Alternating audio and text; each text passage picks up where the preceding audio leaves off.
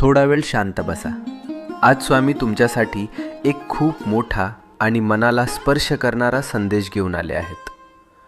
कधीकधी आपल्याला असं वाटतं की नशीब आपल्या बाजूने नाही. जे करतो ते अर्धवट राहतं, ज्याचं स्वप्न बघतो ते दूर जातं आणि मनात एकच प्रश्न येतो, माझंच का असं होतं? पण आज स्वामी सांगतात, तुला जे हवं आहे ते तुला मिळणारच आहे. तुझे प्रयत्न वाया जात नाहीत.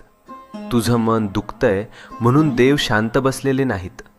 ते फक्त योग्य वेळ बनवत आहेत.